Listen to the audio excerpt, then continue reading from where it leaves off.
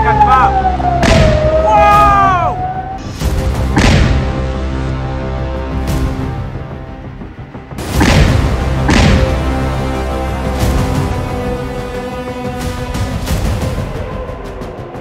News 18 के social media platform पर आपका स्वागत है। मैं आपके साथ साइमा परवीन। ईरान और इजराइल के बीच अब सिर्फ तनाव नहीं, एक खुली जंग छिड़ चुकी है। लेकिन इस जंग की सबसे चौंकाने वाली बात यह है कि इसमें बंदूकें कम और खुफिया प्लानिंग ज्यादा चली है। और इस पूरे खेल का मास्टरमाइंड है इजराइल की खुफिया agency Mossad.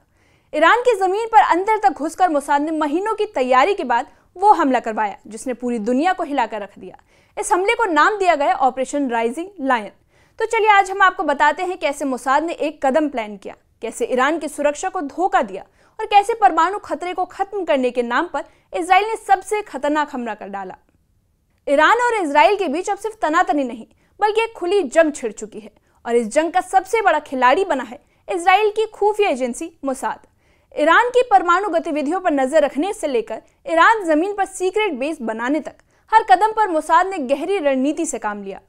Operation rising lion नाम के इस हमले को अंजाम देने में मोसाद ने जो योजना बनाई वो किसी थ्रिलर फिल्म से कम नहीं लगती। कई महीनों की खुफिया तैयारी, हाईटेक ड्रोन और सटीक निशाने के साथ इजराइल ने ईरान की सैन्य और परमाणु ताकत को बड़ी चोट दी है। ईरान पर इजरायली हमले की कहानी की शुरुआत होती है मोसाद के उस नेटवर्क से जो कई महीने से ईरान में एक्टिव था। रिपोर्ट्स के मुताबिक मोसाद के करीब 1000 एजेंट अलग अलग इलाके में पहले से तैनात थे। ये एजेंट ईरान के वैज्ञानिकों, आर्मी अफसरों और परमाणु केंद्रों पर लगातार नजर रखे हुए थे। किसी को भनक तक नहीं लगी कि ये विदेशी जासूस हैं। एजेंटों ने न सिर्फ जानकारी जुटाई बल्कि इजराइल के लिए ड्रोन बेस, सीक्रेट बंकर और मिसाइल लॉन्चिंग पॉइंट्स भी तैयार किए। यही नहीं, ईरान की रक्षा प्रणाली में कौन सी कमजोरी है ये डेटा भी जुटाया गया। यानी मोसाद ने जमीन से लेकर आसमान तक की पूरी प्लानिंग कर रखी थी। ऑपरेशन राइजिंग लायन कोई अचानक उठाया गया कदम नहीं था, ये एक 6 महीने की प्लानिंग का नतीजा था। मोसाद ने 3 चरणों में इस हमले की पूरी रूपरेखा तैयार कर ली थी। पहला चरण था ड्रोन तैनाती, दूसरा एयर डिफेंस को निष्क्रिय करना और तीसरा मिसाइल और जंगी जेट से हमला। प्लानिंग इतनी गुप्त थी कि ईरानी खुफिया एजेंसी को इसकी भनक तक नहीं लगी।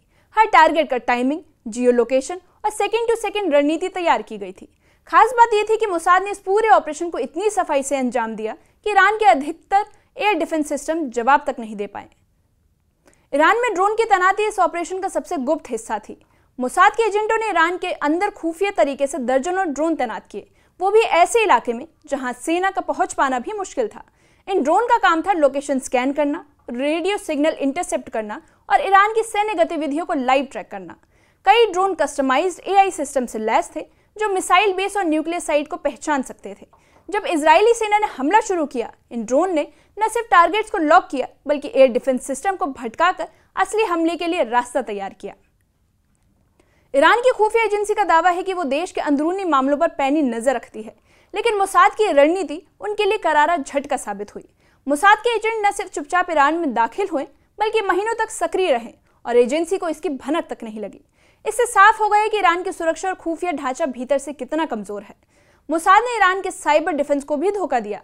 कई जगहों पर एजेंटों ने फर्जी पहचान पत्र, लोकल ड्रेस और यहाँ तक कि ईरान उच्च अधिकारियों की भाषा शैली तक अपना ली थी, जिससे शक की कोई गुंजाइश नहीं रही।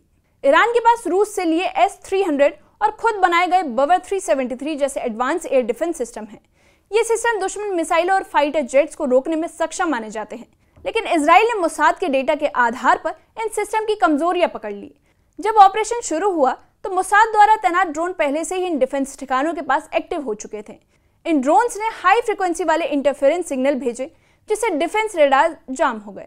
इसके बाद इजरायली मिसाइलों ने बिना रोकटोक अपने टारगेट को तबाह कर दिया।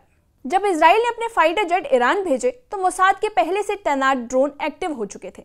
इन ड्रोन ने एयर स्पेस में एक तरह की डिजिटल शील्ड बना ली थी जिससे जंगी जेट बिना किसी रुकावट के टारगेट तक पहुंचे। ड्रोन लगातार एयर डिफेंस की पोजीशन भेज रहे थे और जैसे ही कोई खतरा सामने आता उसी वक्त डिस्टर्बेंस सिग्नल भेजकर फाइटर जेट को बचा लेते। इस तालमेल से ईरान की सुरक्षा पंक्ति ध्वस्त हो चुकी थी। फिर इजरायली जेट्स ने मिसाइलों की बारिश कर दी और कई अहम ठिकाने जैसे कि मिसाइल लॉन्चर और न्यूक्लियर फैसिलिटी पूरी तरह तबाह कर दिए गए। ईरान के इस्फहान में मौजूद नतांज न्यूक्लियर साइट को देश का सबसे सुरक्षित और अहम न्यूक्लियर बेस माना जाता था। ये 2 स्तरीय संरचना थी, एक सतह पर और दूसरी भूमिगत। लेकिन इजराइल ने इस ठिकाने पर ऐसा हमला किया कि सेंटर के भीतर मौजूद कई सेंट्रीफ्यूज यूनिट्स नष्ट हो गई। इन सेंट्रीफ्यूज की मदद से ईरान यूरेनियम को एनरिच करता था, जिससे वो परमाणु बम बना सकता था। अब कहा जा रहा है कि इस हमले से ईरान का न्यूक्लियर कार्यक्रम कम से कम 5 से 7 साल पीछे चला गया है। इस पूरे हमले का मकसद सिर्फ ठिकानों को तबाह करना नहीं था, बल्कि उन लोगों को भी निशाना बनाना था जो इस प्रोग्राम को चला रहे थे। रिपोर्ट्स बताती हैं कि ऑपरेशन के दौरान ईरान के 3 परमाणु वैज्ञानिक, सेना के 4 उच्च अधिकारी और खुद ईरानी आर्मी चीफ को निशाना बनाया गया। ये सभी वो लोग थे जिनकी सुरक्षा बेहद सख्त थी। मोसाद के जासूसों ने इनके मूवमेंट, ठहरने की जगह और दैनिक शेड्यूल तक ट्रैक कर ली थी और उसी के आधार पर टारगेट तय किए गए। मोसाद का ऑपरेशन राइजिंग लाइन 3 चरणों में प्लान किया गया था। पहले चरण में ड्रोन तैनात कर एयर डिफेंस को जाम किया गया। वहीं दूसरे चरण में मोबाइल प्लेटफॉर्म से हाईटेक अटैक सिस्टम एक्टिव किए गए, जिनसे रडार सिस्टम और इंटरसेप्टर मिसाइल सिस्टम ध्वस्त किया गया। और तीसरे चरण में इजरायली जेट्स ने चुन चुन कर हमले किए। ये सब कुछ ही घंटों में पूरा कर लिया गया, जिससे ईरान के पास जवाब देने का मौका ही नहीं बचा। ये ऑपरेशन आधुनिक सैन्य इतिहास का सबसे सटीक हमला माना जा रहा है। ईरान इस हमले के बाद चुप नहीं बैठा। उसने तुरंत 100 से ज्यादा ड्रोन इजराइल पर दागे। उसकी बैलिस्टिक मिसाइल अंडरग्राउंड बंकरों से बाहर निकाली गई।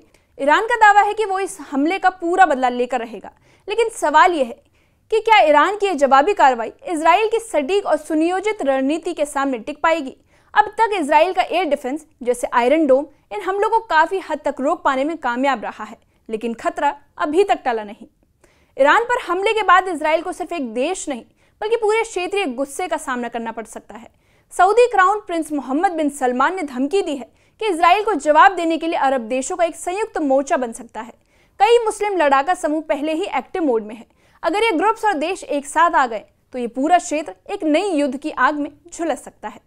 इजरायली सैन्य खुफिया निदेशक मेजर जनरल श्लोमी बाइंडर ने कहा कि हमने परमाणु खतरे और बैलिस्टिक मिसाइल के बारे में पहले से ही चेतावनी दी थी।